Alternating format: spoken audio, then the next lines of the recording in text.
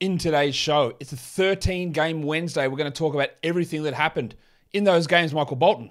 Thanks, Josh. It's Michael Bolton here, and it's time for another episode of the Locked On Fantasy Basketball Podcast. Let's get to it. Let's get to it, indeed. You are Locked On Fantasy Basketball, your daily fantasy basketball podcast, part of the Locked On Podcast Network.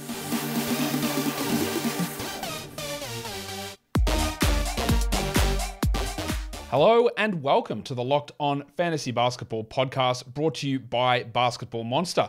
My name is Josh Lloyd and I am the lead fantasy analyst at basketballmonster.com, and you can find me on Twitter, as always, at redrock_bball, on TikTok at redrock_bball, on Instagram at Locked On Fantasy Basketball, and on Substack, joshloyd48.substack.com. Thank you for making Locked On Fantasy Basketball your first listen every day. We are free.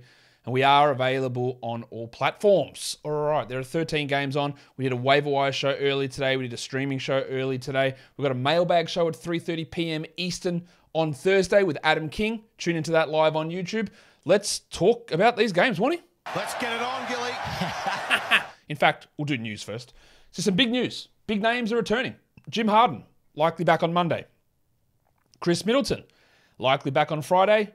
And Damo Lillard, likely back on Sunday. We know when Middleton comes back that Allen and Carter and Portis lose value. We know when Harden returns that Milton and Melton will lose value, and the thick hogsman Tobias Harris. And we know when Lillard returns that Simons and Winslow and Grant will all lose value. Not to say they'll become droppable players, because a lot of those names won't. But some of them will. And we're going to have a big changing of the values on those teams. In Brooklyn, both Yuta Watanabe and Ben Simmons are going to be out for at least the next 3 games. Yuta's going to be out probably a little bit longer. We'll talk about the Nets and how their lineup looked without Simmons today when we recap that game. An update on Rob Williams. He's doing some workout stuff. It looks like he will be back before Christmas. That's far from guaranteed. There's no reason for this Celtics team to push him, and I still think he's going to be relatively limited until we hit February and probably doesn't play back-to-backs all season. But it is great news to see him out on the court. If for some reason he is on your waiver wire, which he shouldn't be, you go and add the Rock DJ straight away. And then Lonzo Ball, the update on him is worse. Like, he is still getting pain in his knee. Yes, they say he's improving slowly, but at this point, I don't know that he's going to play. And I don't even think that if you have to make a decision between holding Lonzo Ball in the injured slot and somebody else, take someone else. Like, the only reason I would have him is if I'm in a situation where I don't need my injured slot. I don't think he's going to play, or when he does play, it'll be so limited and so late that it's worthless.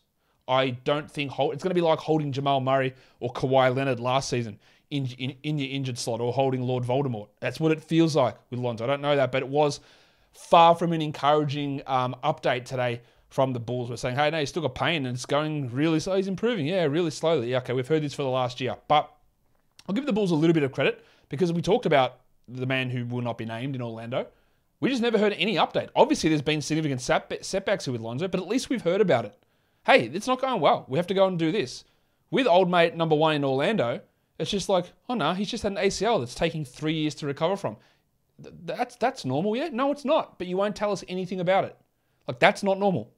Lonzo Ball, a bone bruise or a meniscus, he should be back.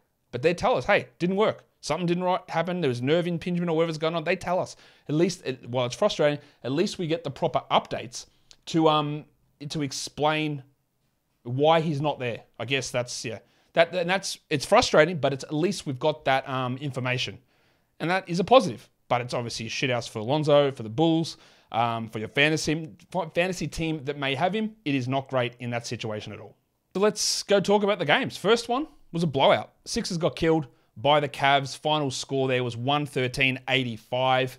Embiid played 29 minutes, 19, 6 and 6 with 3 steals. He wasn't particularly efficient, but it's still a solid game. And we're starting to see what I was talking about with Shake Milton.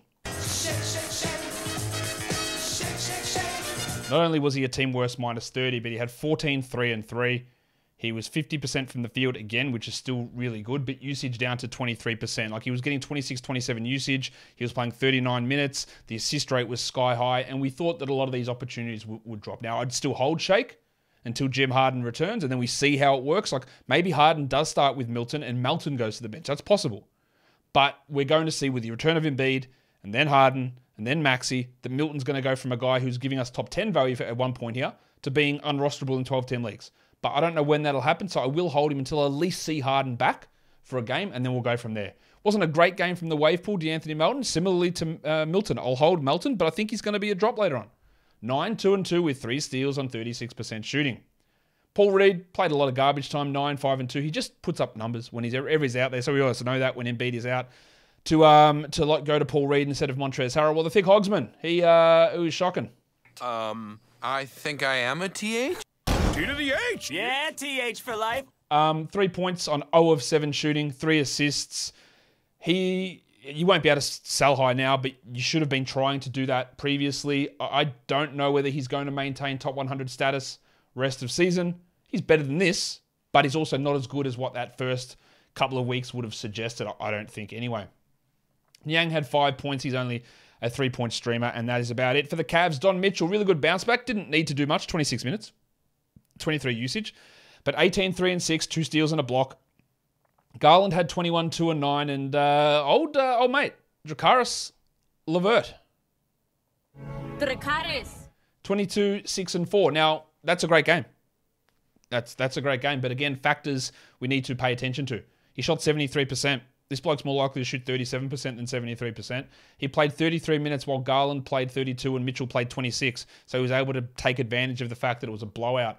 I wouldn't use this as any sort of information to add him in 12-team leagues, but if I still had him and hadn't dropped him, well, I would see if there's any other Caris LeVert believers out there and I'd try and trade him for any top 100 player. It's going to be impossible, but you never know. You never know.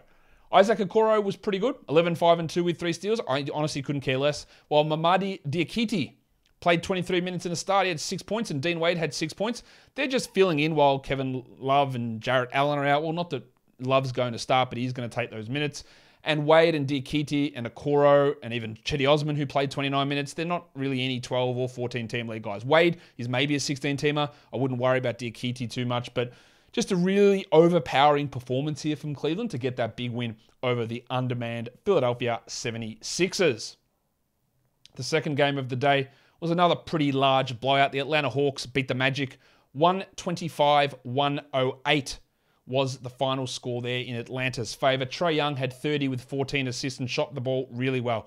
He is starting to improve after a slow start where he was just shooting horribly. We're starting to see that come good now. The usage is still great. The assist rate is still great. He's not really hurting from DeJounte Murray being there.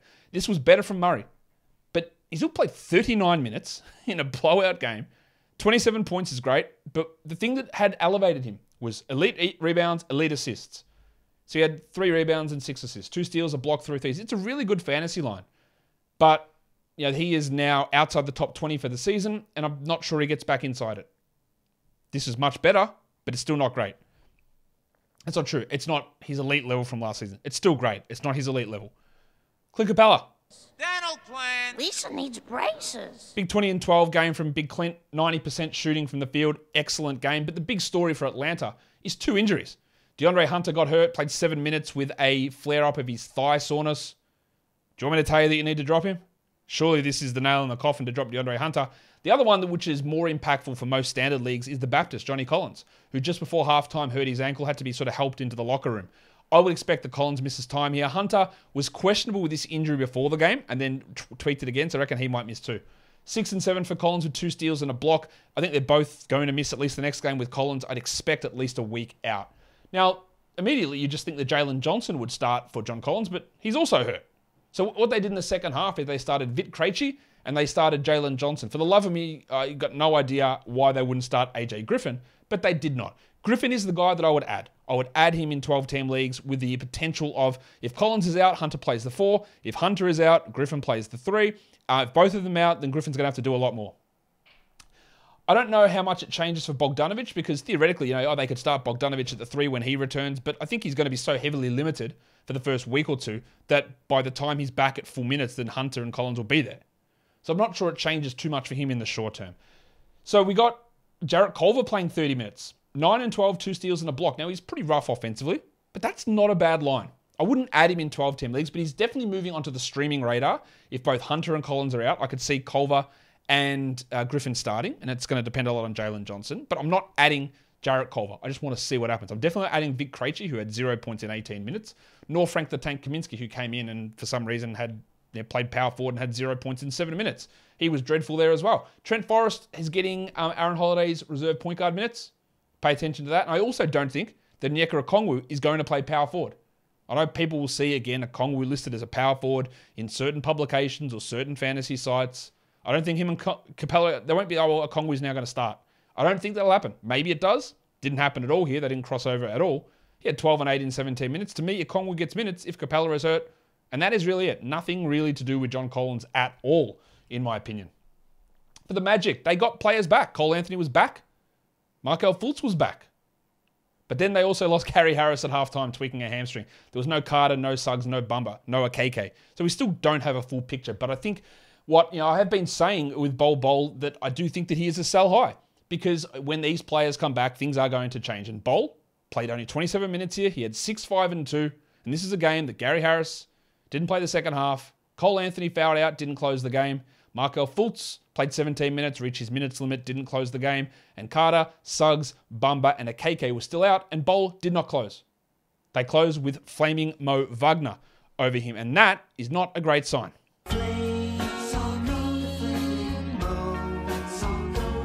And I know that people love Bol. It's fun to watch him at times. But what I went to do today, and there's a lot of talk on Bol, because he's been one of the big stories of the season, that nobody really expected to be able to do this. And he's been great. But I just think there is an expiry date to it. So I went to look at dunks and threes at his EPM, estimated plus minus, one of the best advanced metrics out there, I think. And I had a look at his block rate, which is so high. It's in the 97th percentile, Bol's block rate. That's huge.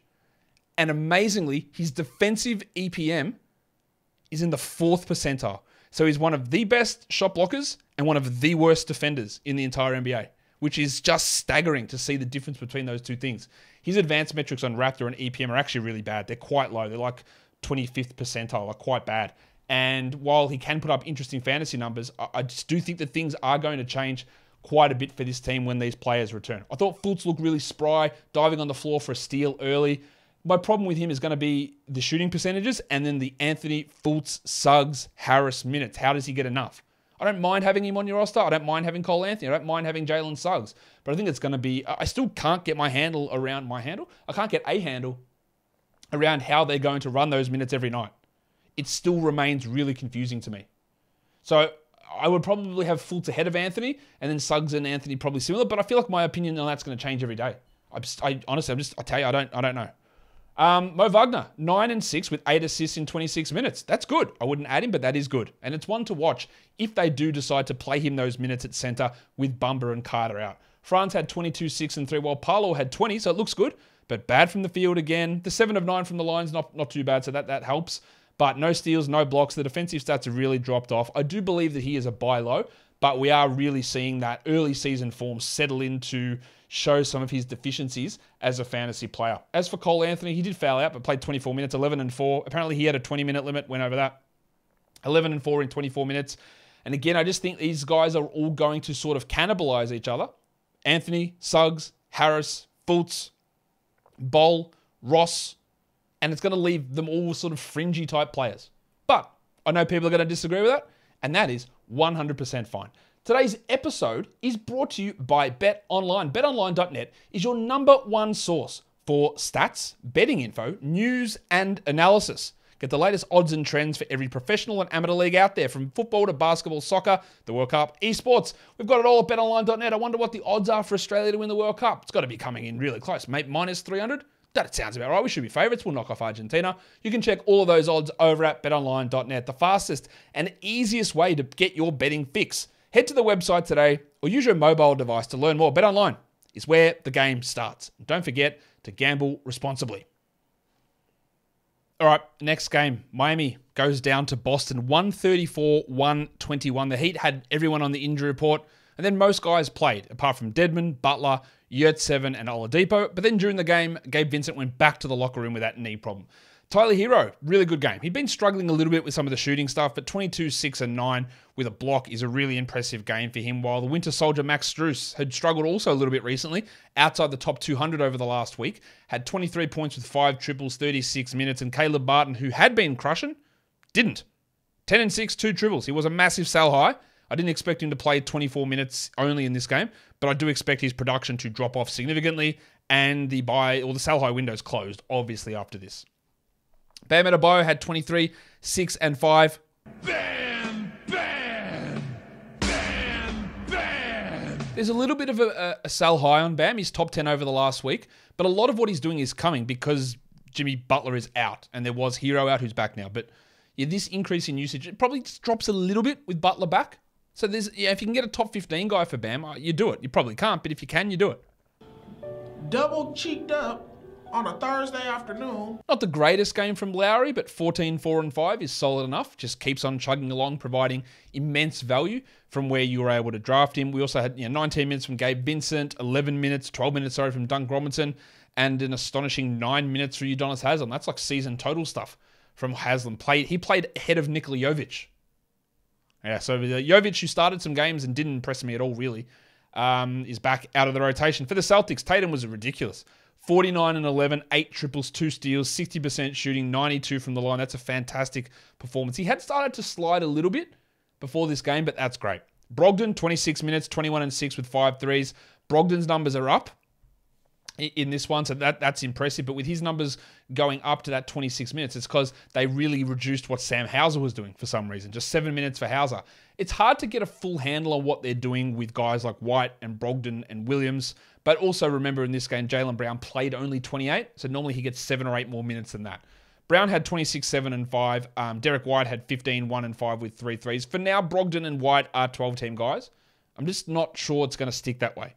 Grant Williams played a lot of minutes, had 3, 4, and 3, and he's outside the top 200 over the last week. He's outside the top 130 for the season, top 140 for the season. I don't think he's a 12-team league guy. And I also don't think it's getting better when Rob Williams returns. Al Horford played through his back-to-back spasms, 6, 6, and 5 with 2 threes for Horf, while Smart had 10, 5, and 9, as the Celtics just put up tons and tons of points. They shot 55% as a team. So that helps. Like Brogdon, 70% shooting. Derek White, 60% shooting. Like that enables those guys to put up lines that look better. If I could get a top 100 guy for Brogdon in a trade, easy. Top 110 guy for White in a trade, easy. And I know Derek White, for some reason, I'm going to double check this while we're talking, because people have mentioned it to me, but if you look on Yahoo's rankings, and I don't know what they're basing this on, but Derek White's ranked like 30th in Yahoo rankings, which is obviously a flaw in their system, because there's no way that he is the 30th best player. Let's see. It says 71 here in this. Maybe this might be my... Which league is this one? No, it says he's ranked 71st. Someone told me he was ranked 30th. But regardless, he's not the 71st best player. So you can go and I think get some value for him in a deal. Let's go to the next game. The Bucks win it 109-103 over the Knicks on the road. Giannis, big numbers for him. Giannis Antetokounmpo. 37, 13, and 7, 52 from the field, 75 from the line. Really good. He was at that stage where over a week he was like the 400th best player because of percentages. He's pushing that back up, and I think he's fairly well and truly inside the top 7 or 8 for the season now, with the caveat that you are punting free throws, which we knew when you drafted him. Drew Holiday had 22, 6, and 5. He also, thankfully, had a Richie Beno. 2 for 2. And Brook Lopez had 9 and 6 with 2 blocks. Nice double-double for Punch Bob, 10 and 12 in 25 minutes off the bench. We hold him, but I think it's going to fall away, as I do with Javon Carter, who had 3, 3, and 2. If you do want to drop him to activate someone, I get it. I think it's totally reasonable.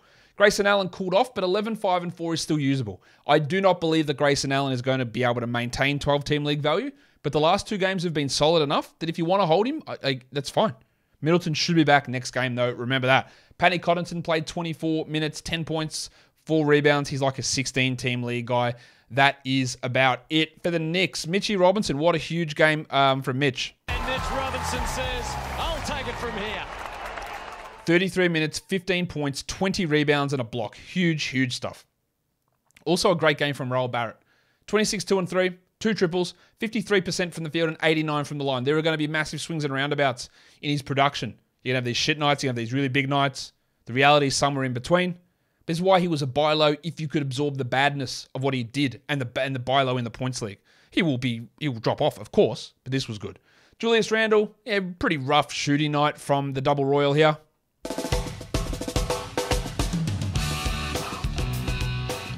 18, 8, and 5. Well, Jalen Brunson went to the locker room, but he returned. But man, those percentages. 17, 5, and 5 is good. A steal and a block is good. 36 on 22 attempts is horrific. 1 of 4 from the line is also horrific, but everything else is all right. Well, Grimes, he played 34 minutes. That's encouraging on a back-to-back. But this is more what I mean when I look at Grimes as a 12-team staple guy. 7 and 5 in 34 minutes is nowhere near cutting it. He's more of a 14, probably 16-team league guy. The reason it's fine for this week is because of the Knicks schedule and the low-volume days.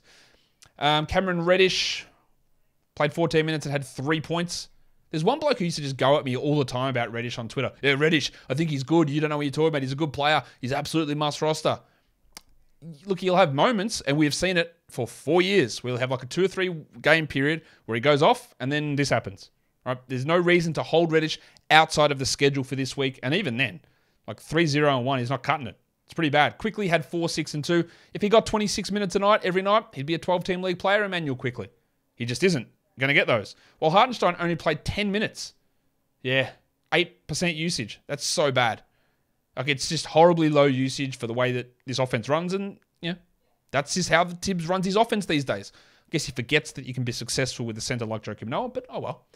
I think Hartenstein is a drop pretty clearly. I've been saying that for a little bit of time. Yeah, it's just not happening, is it? Get that garbage out of here!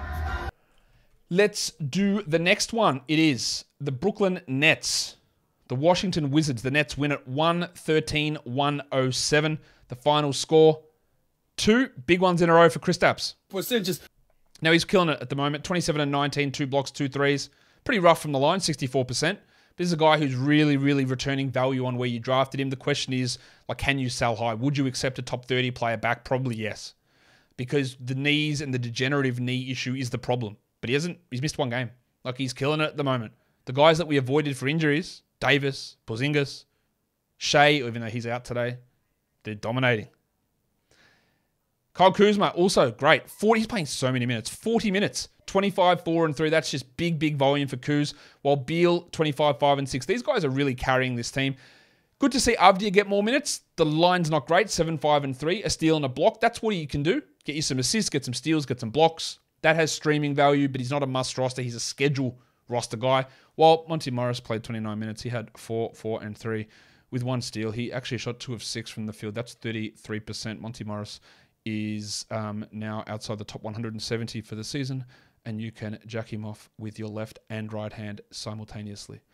Yeah, just drop him. What are we doing? There's no point. Stream him in for assists if you need him, but 3 assists, what's that doing for you? Absolutely nothing. Let's talk about the Nets. No Ben Simmons. They started smoking Joe Harris. He hit 4 threes. He played 37 minutes. 37 minutes for Joe Harris makes him 3-point streamable. 14, 4 threes, 4 rebounds, 3 steals. I wouldn't add him everywhere. Royce O'Neal, the assist man. The legendary point guard, Royce O'Neal, another 7 of them. He almost had a Ray Felton. He had 8, 8, and 7 with a 1-1 and shot 22%. His 2-point percentage is actually so far in the toilet this year that it's weird. Like, he's been much better than this in the past. He's trading efficiency for being a passer. Makes sense. You can't. Claxton had a bit of foul trouble. It's only 28 minutes, 7 and 8 with 2 blocks. And with Simmons out, we got some Sumner minutes, we got some Cam Thomas minutes, and we got the second absolute turd in a row from Seth Curry. Like, we've said a lot with Curry and Harris and Simmons and O'Neal. I don't see how there's enough for Curry to be must roster. He was putting up good numbers, but now he's struggling. And they don't have to go with him when he's struggling. Not a must roster player, a guy you can have, but a guy you don't have to have. And when he's hot, you add him. When he's not, you don't. Good game from Kyrie. 27, 1 and 5, a steal, 2 blocks. And Durant had 39, 5 and 5 with a perfect 11 of 11 from the field. Durant, I think, is the number 2 ranked player this season. Really, again, the guy we were worried about with injuries, killing it.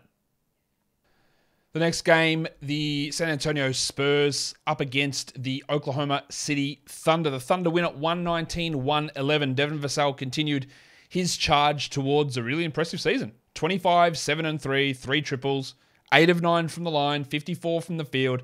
I think he's going to be a really good player. I think he's going to be an all-star adjacent player at some point in his career. I won't say the same for the horse, Keldon Johnson. Whose horse is that? But the counting stats are good at least. 19, 7 and 6 with 4 threes. Unfortunately, he shot 23% from the field and 63 from the line, which is crippling. We knew he was going to be bad at some percentages, or at least not great, not above average, but he is destroying you there. The positive thing is 36 minutes and 31 usage. So I think there is a little bit of a buy low if you can accept the fact that you are going to cop it on percentages and he's never going to provide really good defensive stats. But he, from an overall ranking perspective, like he's struggling. He's outside the top 130 this season because of that high volume and horrific efficiency. With Sohan and Pirtle out, we had Keita Bates-Diop start, 28 minutes, 11 points, a block. Like, that's okay. It's 14-team streamable. But Zach Collins is the guy that I want to have for now. 27 minutes. It's not great. 27 minutes. Actually, that's not true. The minutes are about what I expected. 9, 6, and 3, a steal. Like, it's not fantastic stuff, but it's all right. And I think he is a 12-team league player. And I think if you've got him, you start him even on full volume days with Pirtle out. Trey Jones had 15, 4, and 5. He had a little bit of a rough run at things a while ago, but he's back inside the top 90 now for the season. That's a good game. Well, Romeo Langford, one of his better offensive performances. 14 and 8. I'm not really reacting to that too much. Well, Roby had 4 and 5 in 17 minutes. And newly signed Alize Johnson got minutes. Him and Roby got the minutes over Goldfinger Charlie Bassey. Alize had 2 and 3 in 7 minutes. We're obviously not adding him anywhere. But with guys like Doug McDermott hurting his ankle and not finishing the game, Roby and Johnson with Sohan out as well, they're going to have some minutes at the 4 available to them. So that means in deeper leagues that I prefer Roby over Johnson pretty clearly. But there are some pathways to production for those guys. We also got 19 Malachi Branham minutes. Let's talk about Alexei Pokusevski. He started only the first half, of course, because why wouldn't you start the second half? And played 18 minutes, 5 and 7 with a block. That's pretty rough. 22% shooting is rough. Despite all of this, he still was a top 120 player before today's game over the course of the season.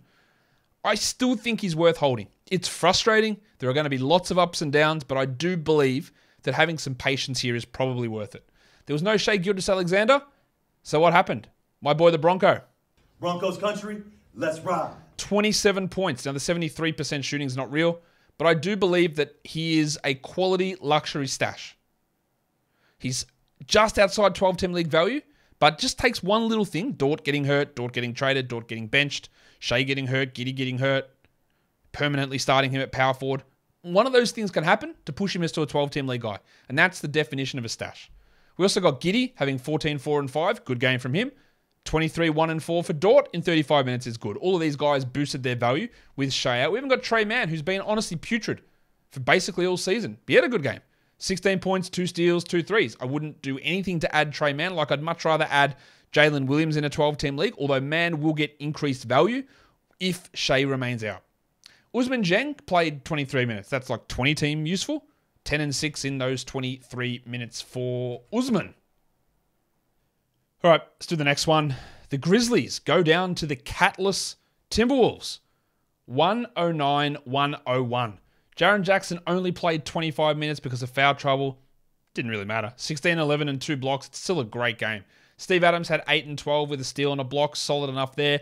And when we look at Jackson and Adams, we all automatically want to go and look at Brandon Clark, who was shithouse. 4, 2, and 1 in 16 minutes. Surely you have dropped him by now. Get that garbage out of here! Ja Morant got ejected. Dylan Brooks got ejected. Ja really hurt you in category leagues today. 24, 5, and 6 looks great, but 40% on 20 attempts from the field is terrible. 55 on 11 attempts from the line is terrible. That's Keldon Johnson-esque. And people always ask, man, I think your rankings are broken. Mate, why is Ja like 40th? Something's wrong with your rankings. I don't trust them at all. This is why. Because he is not a good category league player. People love points. They like the assists. But he's low volume 3, low steals, bad field goal, bad free throw player with high turnovers if you care about that. And he's highly, highly overrated in category leagues. In points leagues, fine. No problem. He's really good. He's a first-round adjacent player. But those deficiencies really hurt in category leagues. Not a bad game from Lil John Concha. Okay! 7 and 9, 2 assists and a steal. As highlighted on the streaming show, the What to Watch For show, I think Concha's great. In the next 5 days, they play 3 games. And I think that makes him worthy of having on a 12-team roster, at least until Bano returns. Brooks was dreadful. You want to talk dreadful. 12 and 6 in 34 minutes, got ejected, shot 29%, and shot 57 from the line on 7 attempts. Of course, he hijacked too many possessions. He's just the worst player to watch in the world.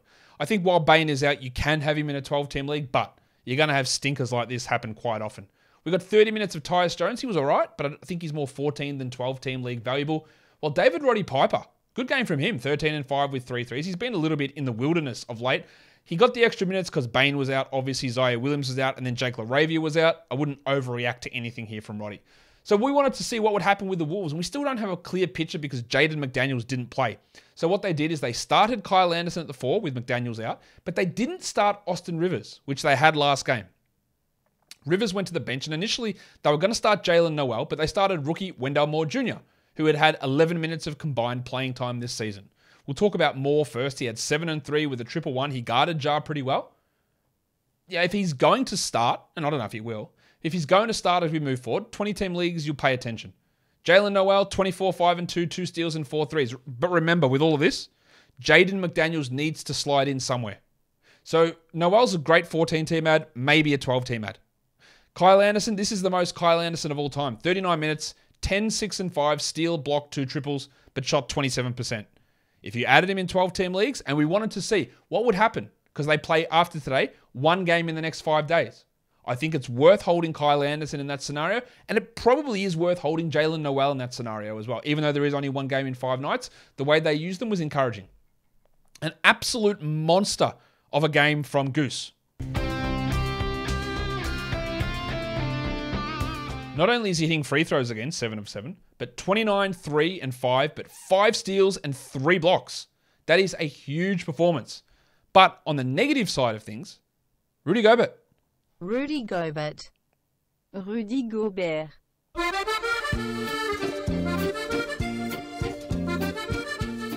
Now, someone had a go at me the other day when I said I don't really think much changes for Gobert with Towns out, maybe an extra shot or 2.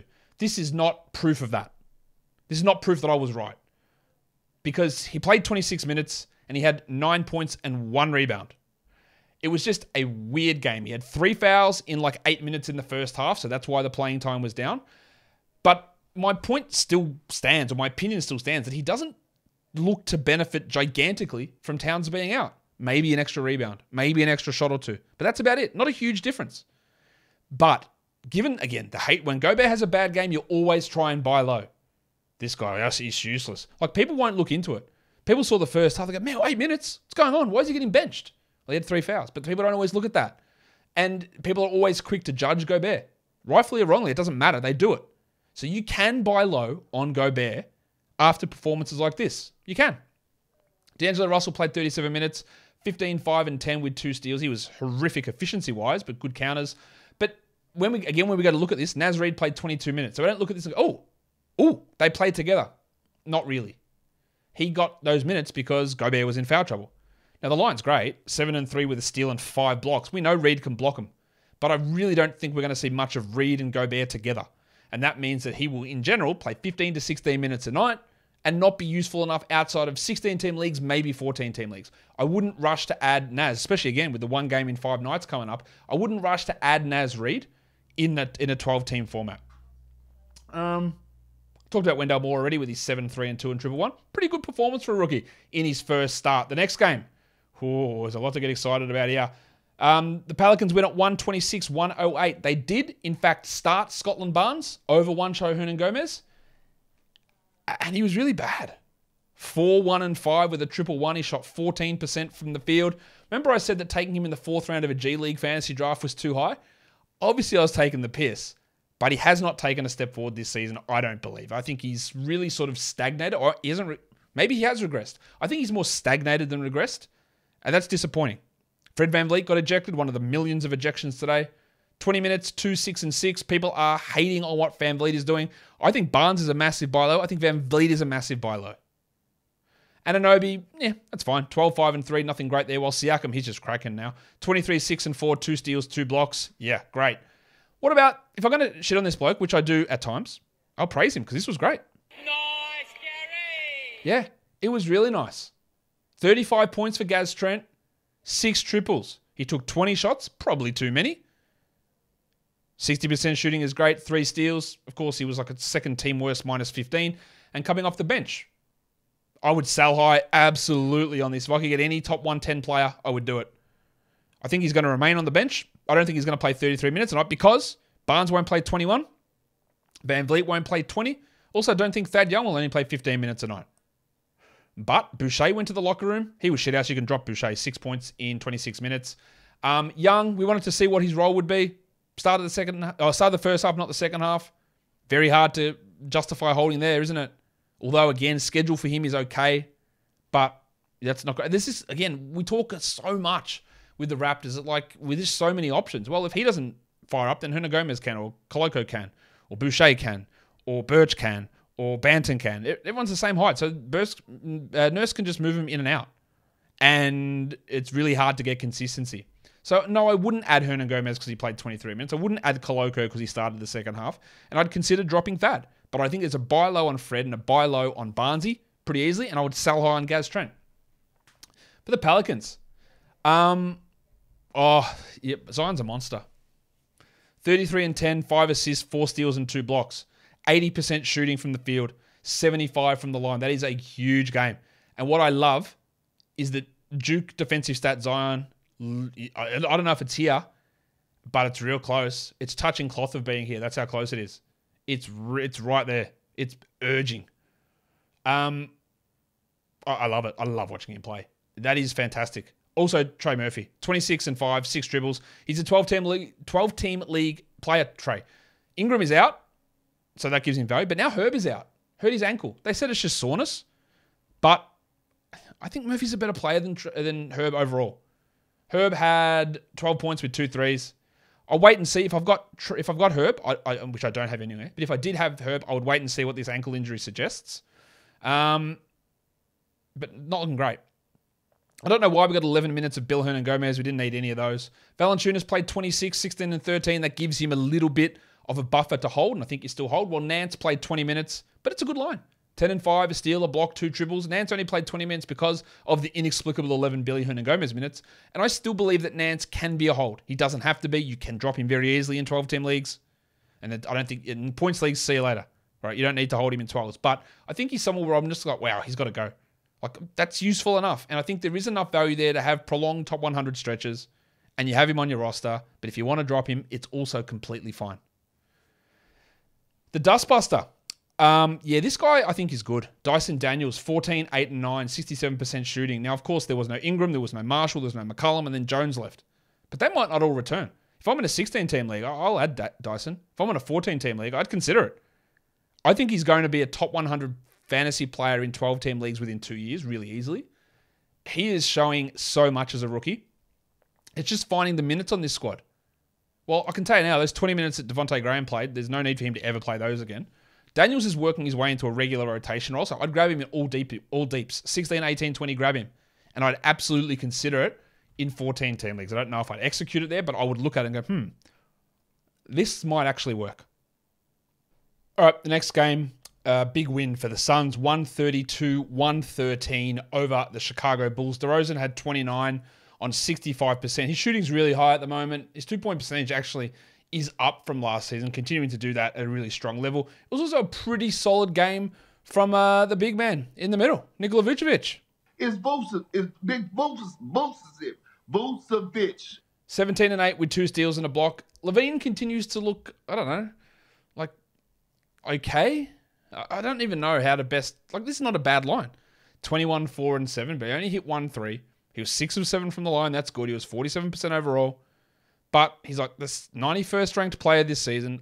I'm really worried about this knee. He just hasn't looked right.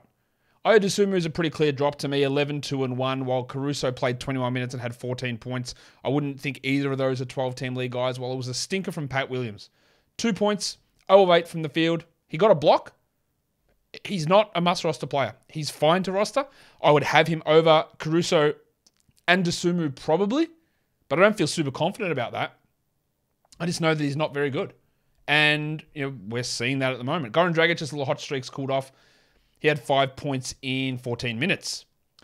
For the Suns, Booker was amazing. 51 points in just 31 minutes. 6 triples, 6 assists, 80% shooting. It's a giant sell high for Booker, who's a top 5 player over the last week. He's 12th over the course of the season, but we've got a lot of evidence to show that when Booker plays without Chris Paul, the numbers skyrocket. When he plays with Chris Paul, the team might be better, but his numbers drop. So if you could get a top 10 player for Booker, I would do it, because I think he falls back to that mid-second, late second round range. Otherwise, just enjoy what you're getting. And it's been really good. It's also been great for Ayton, who, if you want to say Booker's been the 5th-ranked player over the last week, and I do want to say that because it's true, DeAndre Ayton's been the 6th. 30 and 14, 2 blocks. This is a massive sell high. He is doing so much better without Chris Paul. Whether it is a Chris Paul factor or not, or whether it's a switch that's been flipped, I've got no idea. But I wouldn't have confidence of DeAndre Ayton remaining a top 20 player, or maybe even a top 25 player. In all likelihood, you're just going to ride it out and enjoy this level of production, but it's been super impressive. What do we always want to look at for Ayton? Blocks, you got 2 of them. Rebounds, 14. Free throw attempts, 9. Like, that's great. That is how he gets to being a top 20 player. We'll see how it sticks. Cameron Payne only had 8 points on 30%, which is rough, but a steal and a block, 5 rebounds, 6 assists. Keep rolling. And uncharacteristically, it was a bad night for Mikal Bridges. Bridges had been playing well, but he's the 100th ranked player over the last week. 8 points on 23%, no threes, 4 rebounds, 3 assists, and 2 blocks. He's been really good this season, but a little bit of a cold patch here. Torrey Craig also didn't do much. 7 points, 4 rebounds, 30 minutes. I do think he's a 12-team league guy, but you also don't have to. He's 200th over the last week. He's 170th for the season. He's absolutely fine. And if it makes sense with schedule, and they've got a pretty solid schedule, I think they've got 3 games in the next 5 nights, that gives him value. But don't be married to this guy. Don't hold on to him through everything. He's fine to have, but he's also fine if you don't have him. And that's how you should be viewing that, I believe. Let us go on to that next game. The Utah Jazz get a much-needed win here over the Clippers. 125-112, the final score. For the Clippers, there was no Paul George, Kawhi Leonard, or Luke Kennard, or Norman Powell. But Reggie Jackson did play. Only 25 minutes, but 15-1 and 3 with 2 steals. Solid numbers. He's a streamer, and that is it. Zubats was all right, 12-7, a block. The last 2 games have been pretty representative of what Zubats brings, but it was an excellent John Wall game. I'm not going to read too much into it, though, and I'll tell you why. 26 points with 5 assists looks great. It does look great. There's no denying that. John Wall had a usage of 42%. Okay? 42%. And he got there by getting to the line 13 times and hitting 12 of them. He had been under 70% from the line this season, a gigantic negative from the free throw line. 13 attempts is ridiculous. He still only hit 37% from the field, and he took 19 attempts. The next highest on the team was Brandon Boston taking 12. This is a complete outlier in terms of usage and free throw attempts for John Wall, which really boosted that production. Wall is the 200th ranked player this season, including this game. So this is great. Trade him for any player who's a 12-team league guy. I don't think that Wall is going to be this must-roster guy, but this game will convince someone he is. Moussa Diabate, another 16 minutes, 11-8. Maybe he's all right. I don't know. Amir Coffey didn't do much. Marcus Morris. This is the time for Morris to be good, and he's not. 23 minutes, 10-5. The 2 blocks are good, but 27% shooting is bad. 60 from the line is terrible. He's outside the top 130 for the season. If you're in a 10-team league, you'll jack him off. If you're in a 12 and there's something else better out there, don't worry about holding on. Same goes with Terrence Mann, who's just a streamer, and we talk about it for this team, or I talk about it all the time. If Mann doesn't have a going, and he didn't, 5-1-1, then Coffey can have a go, or Morris can have a go, or bloody, I don't get to do this very often, so Jason Preston can have a go. Preston? I like that guy. Preston! He only played 3 minutes. I just wanted to play the sound. Yeah, BJ Boston played 22 minutes. Diabate played 16. Covington played 23. There's too many blokes. There's too many guys getting minutes to rely upon these spud guys like Morris and Mann and Coffey and Batum and even Wall and Jackson. They're all just fringe stream options. Even Norm Powell fits into that group as well. For the Jazz, big bounce back from Markkanen, 23-9 with 4 triples, while Olynyk continued to be great. 36 minutes for Big Kelly, 12-7, a steal, 3 blocks. One of my best draft picks, I reckon, picking him about 100, 110.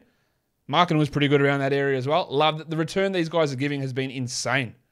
Jared Vanderbilt finally had a good game as well, 14-12 with 2 steals on 70%. When we draft Vanderbilt, we go, oh, you can give us good field goals, good rebounds, good steals. And that's exactly what he delivered here. The problem is, they've just been absent every game, apart from this one.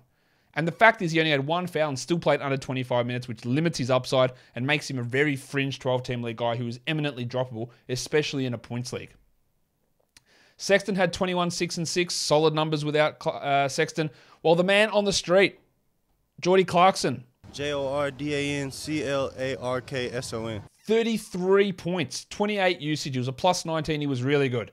22 minutes for Walker Kessler's interesting. He had 4 blocks. He's a great blocks streamer. I don't think he's a stash player, though. While it was a stinker from Malik Beasley, absolutely putrid. 3 points on 11%. He will do this. And then he'll have a game where he has 28 points with 7 triples on 7 of 9 shooting. Like, he will do this. We've seen it time and time again. He's totally fine to roster. I think you hold him through while Conley's out, but otherwise he just becomes one of those many, many players, like the 5 blokes I just talked about on the Clippers, that you can stream in for points and threes. Alexander Walker playing a little bit better, 11 points in 15 minutes, but he's hardly going to be much of a fantasy option in the short term or even in the long term. The next game was a significant blowout. It was the Denver Nuggets beating the Rockets 120-100. Steven Silas is a terrible coach. We're all well aware of this. But at least we got 29 minutes out of the delicate dancer, Alperen Şengün. It's a delicate dance in just 17 steps. Quick check on Bruno Fernando minutes, 7. Okay, we're feeling okay here. 18 and 11 for Şengün, who's the 20th ranked player over the last week, and he's 52nd for the season. He's 69th in points leagues, and I feel pretty good about where he is from here. Good game from cousin Kevin. 23, 6, and 5 with 5 threes, while Jabari Smith, it's happening. It's happening slowly. It's happening. 13 points, 3 threes, 4 rebounds, 1 steal, 1 block, 42% shooting. Still only 18 usage. We don't expect huge usage. Still not great field goal, but it's better than 30% shooting. And that's what we talked about. He can still be a really bad field goal guy and improve significantly on where he was 31% shooting. Over the last week, he's the 74th ranked player, which is about bang on where I was looking to draft him. He's still a long way from getting there for season numbers, but I think we're going to have a February, March top 50-ish, top 60-ish run from Smith.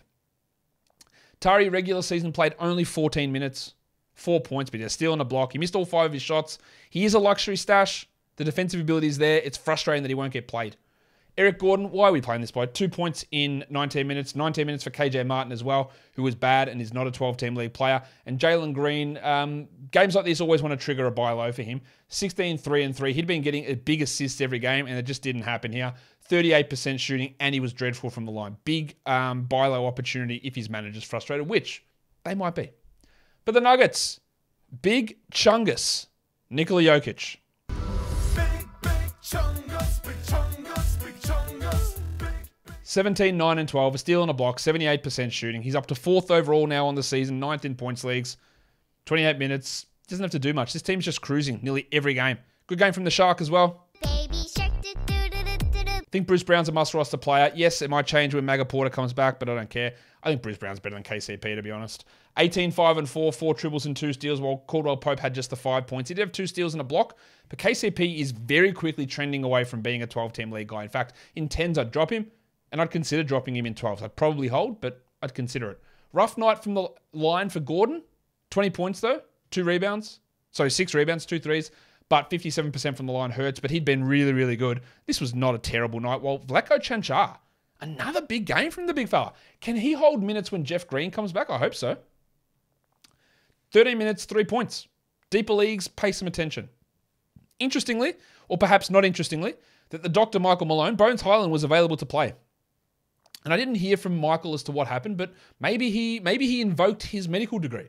The same thing that he did to get the Dr. moniker back in the day when Nikola Jokic was available to play and he was ready and fit and Malone didn't play him. And we were going, what's going on? And he said, I just had a look in his eyes and I could tell that he wasn't ready. Ignore the doctors, mate. You could tell. I don't know if that's what happened here with the big stiffy. Bones had been absolutely cranking before this illness.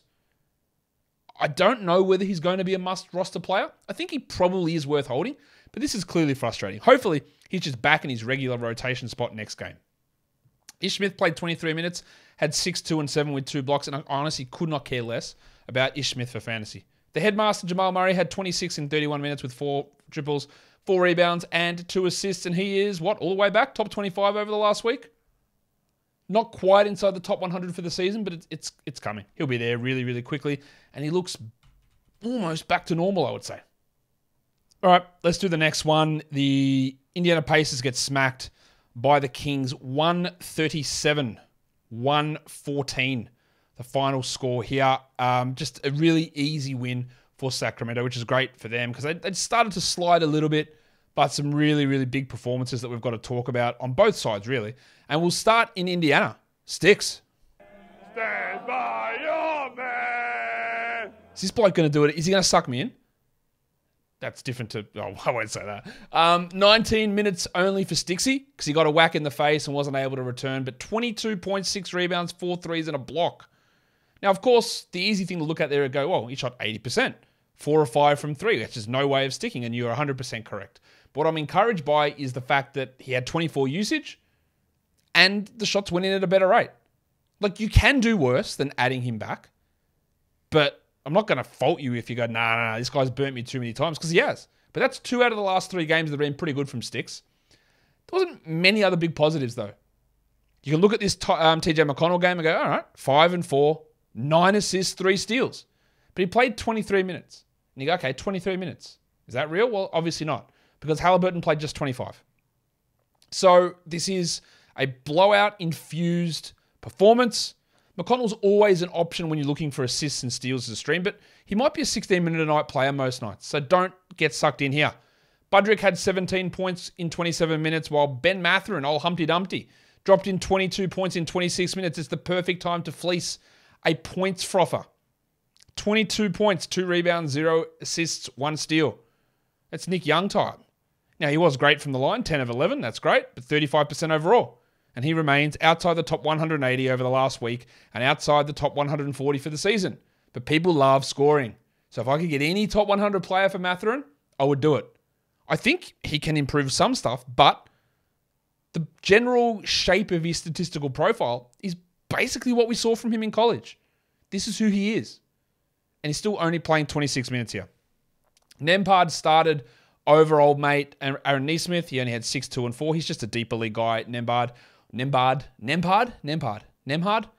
it the silent B? I don't even know anymore. Aaron Nesmith, 8 points in 24 minutes with 2 threes, a steal, and a block. Yeah, I mean, sure, but no, absolutely no interest in him for fantasy. And overall, it's just a mess. Oh, yeah, Miles Turner was bad. 4 and 6 with 3 blocks on 22%. And Tyrese Halliburton was bad too. 2 points, 13 field goal attempts. He had 10 assists still. He had 2 steals still. The turnoverless streak ended. And he had 2 of them here. But it's still, for a guy that's been absolutely cranking, it's not the worst performance from him. It's not his best, but it's hardly a disaster. Malik Monk, I've been talking about him as a 12-team league guy, and he did it again. He only played 20 minutes, but he had 20 and 4 with 6 assists and 2 steals, 67% shooting. I think what I've been saying with him is I think you should have him, but also if you dropped him, I don't think I'd fault you. Now I think you've got to look at him and go, well, I think he's got to be held. Like, he's doing this almost every game. The pencil, Harrison Barnes. Barnesy. Good game from him as well. He only took 9 shots, but had 22 and 5 with 2 steals, while Sabonis had 11, 10, and 7. But again, hard to get too much out of this game when these guys are playing 23 minutes. Fox looked a little bit off early on, but only ended up with 27 minutes, 19, 5, and 6, but shot well after a 3-game slump. He'd been outside the top 200 over the last week, Foxy, and we knew there was going to be regression, but this is good getting back on track. And Kevin Huerter is suffering that regression now. 13 and 5, no other stats, shot just 33% from 3. And it's the easy low-hanging fruit that not everyone sees. When someone's hitting 50% from 3, you can guarantee they're going to lose 8 percentage points really easily. And that's what's happening with Huerter. Keegan Murray was better, but still 33% shooting, 14 and 6 in 26 minutes with 2 threes. It's a better game, but I don't know that he's anything more than a luxury stash sort of a player. Davion Mitchell played 20 minutes, but yeah, honestly, we got 15 Chimezie Metu minutes and 7 Matty Dellavedova minutes. That's how you know this one was a genuine ass-kicking. And the last game of the night, the Lakers comfortably beat the Blazers 128-109. For Portland, there was no Lillard, of course, no Payton. Josh Hart was out and Nasir Little was out. So they started trending Watford. Remember last season, Watford did some good stuff towards the end of the season. Like, he was fine, serviceable, 10 and 10. I don't think we need to care too much about that, but the Blazers do have some interesting low-volume games coming up on the weekend where maybe there's something we look at there. Justice Winslow, 21, 5, and 4 with 3 threes, 82% shooting. Cast that aside, he's not going to be that good of a shooter, but until Lillard comes back, there's use in him. And Jeremy Grant had 27, 4, and 5, 2 steals and a block. And like we talked about with him, there is going to be regression in usage, in minutes, and in shooting. And while he was still 40% from 3, it's down from 48% from 3. And when you're at that level, there's only one way to go, and that is down. And we saw that here. If you can get a top 50 guy for Grant, you do it. Same with Simons, who had 22, 4, and 8 on 41% shooting. It's his usage in minutes that are going to fall when Lillard returns, I think. Shaedon Sharpe, bit of extra playing time for him, 28 minutes, 16 and 3, but that's because Payton, Lillard, and Hart were all out. So I wouldn't be looking at him to add anywhere. Well, it was just a poor night from Nurkic. 8 points on 25%. He did have 10 boards. He had a steal and a block. It's just a bad go of things. Like, he'd been playing pretty well, and that was bad. I don't get to do this often, but Greg Brown played. As Greg runs in, we realise this could get dangerous. Missed all 4 of his shots, blocked 2 of them. I don't think he's an NBA player. For the Lakers, Lonnie Walker was a late scratch. Troy Brown was out. So we didn't get the answer to who will start between Schroeder and Beverly because they both did. And they're both not 12-team league players. Dennis Schroeder played 29 minutes. He had 6 points with 5 assists. You can confidently, I think, jack him off. Get that garbage out of here! You don't need to roster Beverly in 12 or 14-team leagues either. He had 5 and 4. And I'm not ready to say it yet, but Westbrook's heading that way. And when you look at the fact that he played 22 minutes, he had 5 points, 23 minutes, 10 points on 29%. He missed both his free throws. That's turning back to shit. 10, 5, and 4 with 2 threes. And when Beverly and Schroeder are there, and he's just not playing enough, and this is a game that they won, it's going to be hard. I'll give it a bit of time. If this trend continues, he's not going to be rosterable in 12-team leagues. Points league's different story. I would hold more, but it's not moving the right direction. I tell you who's actually good, Austin Reeves. 22 points in 35 minutes, 2 triples, steal and a block, 5 rebounds, 3 assists. Like, it's great.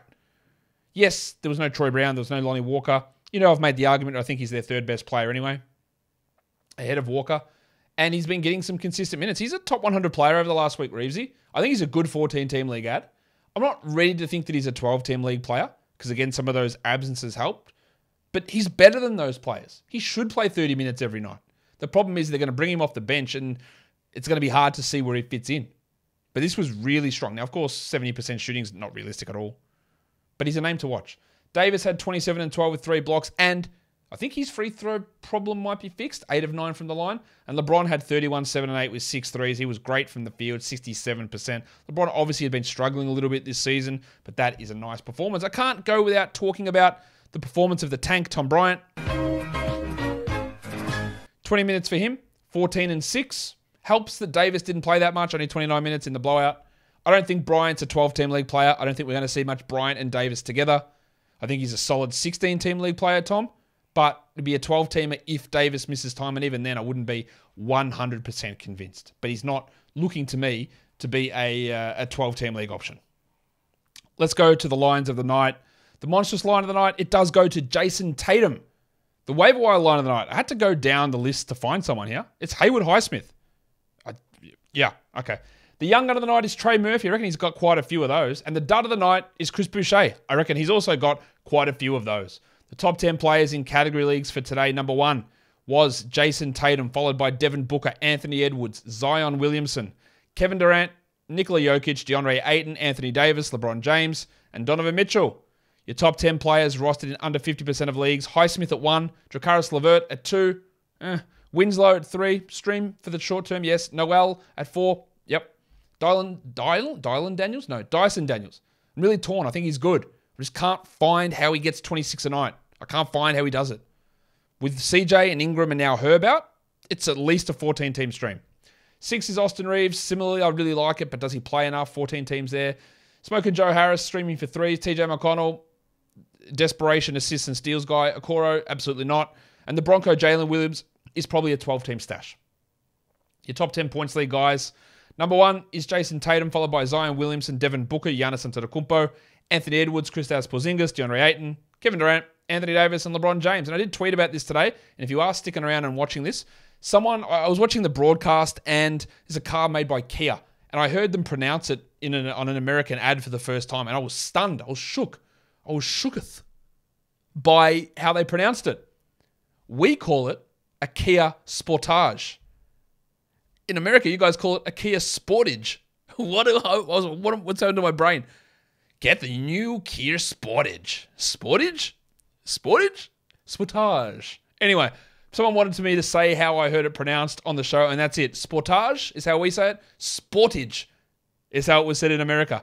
I don't know which one's right. It was just funny. Follow this podcast on Apple Podcasts, Google Podcasts, Stitcher, Spotify, and on Odyssey. And if you're here on YouTube, drop a Sportage in the comments below.